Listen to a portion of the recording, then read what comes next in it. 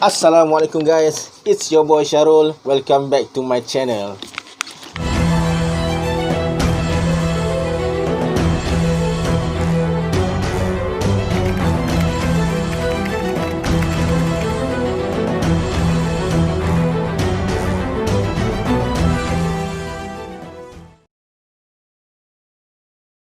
Di dalam video kali ini, aku akan kongsikan dengan korang 4 bangunan berhantu di Malaysia.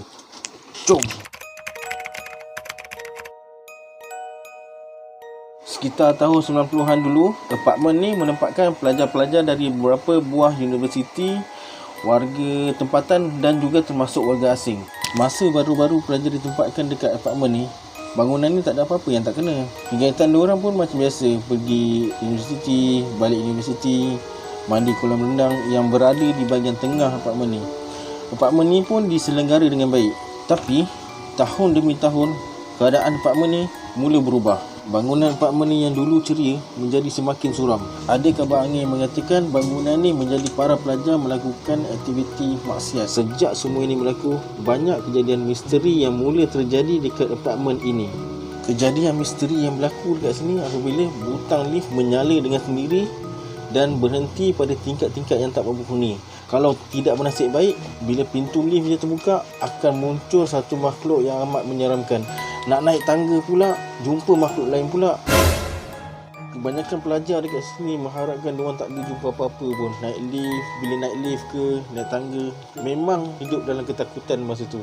Disebabkan kejadian tu, penghuni-penghuni mula berpindah keluar daripada bangunan apartmen ni. Dan apartmen ni tidak diselenggara dengan baik. Kejadian histeria dan kerasukan selalu berlaku dekat apartmen ni. Sehinggalah pada satu hari, salah seorang pelajar telah terjun dari tingkat 5 bangunan ni sebab ada suara yang menyuruh dia melakukan demikian. Kecederaan pelajar tersebut amat serius sehingga memaksa pihak pengurusan mengosongkan bangunan tu. Dan sehingga kini, bangunan apartmen Riviera 2 tu hanya tinggal bangunan saja. Tak ada siapa yang berani menghuni bangunan tu, dan kadang-kadang ada tim-tim paranormal yang datang melawat untuk menceritakan pengalaman seram mereka di sana. Kemayan City ni dibina sekitar tahun 90-an, namun pembinaannya tergendala akibat daripada kemelesetan ekonomi yang berlaku pada tahun 1998. Selepas ekonomi kembali pulih, bangunan ni terbiar begitu saja. Ada mengatakan tempat ni menjadi sarang penagih dadah dan sarang maksiat. Ada dikabarkan penagih dadah cuba mencuri kabel elektrik di situ, tetapi malangnya terkena ringatan elektrik dan meninggal dunia di tempat tu. Cerita misteri yang tersebar di kalangan penduduk Johor Bahru ialah ada satu keluarga daripada Singapura yang melalui kawasan tu dan nampak bangunan tu begitu meriah dengan lampu berwarna-warni dan ramai pengunjung yang datang ketika itu. Keluarga daripada Singapura tu telah masuk ke dalam bangunan Kemayan City untuk bershopping dan makan.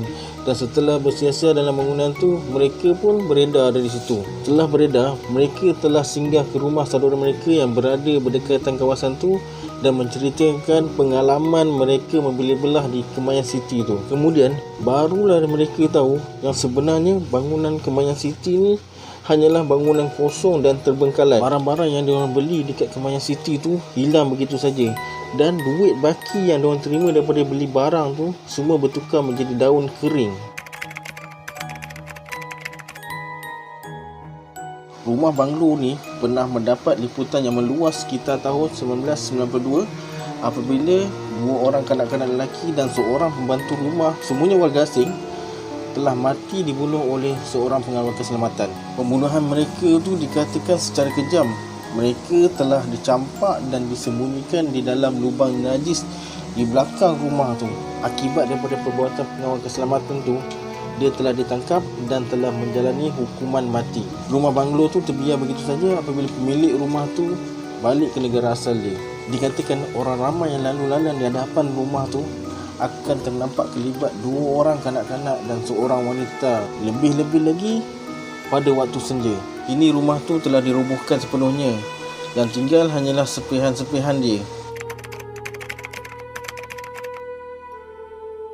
Antara tempat yang paling terkenal dengan keseraman dia ialah penjara Pudu yang terletak di Jalan Hantuah. Bangunan penjara ni bukan sahaja tempat untuk menempatkan banduan biasa je, tetapi banduan akhir. Antara cerita misteri yang terjadi dekat penjara Pudu ni ialah mengenai seorang detektif yang sedang menyiasat seorang banduan wanita pada tahun 60-an dulu.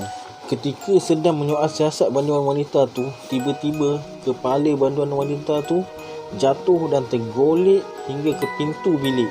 Detektif tu telah lari keluar daripada bilik tu dan mendapati sebenarnya dia tidak menyiasat sesiapa pun. Sebenarnya banduan wanita dalam penjara tu tak wujud pun. Tapi sekarang penjara Pudu telah diruntuhkan sepenuhnya dan dalam proses membuat bangunan baru. Kabarnya pusat membeli belah. Korang berani tak nak pergi situ? Okay guys, itulah dia 4 cerita yang aku telah kongsi kepada korang. Kalau korang suka dengan cerita aku ni, tolong subscribe, like dan share video aku ni ya. Bye.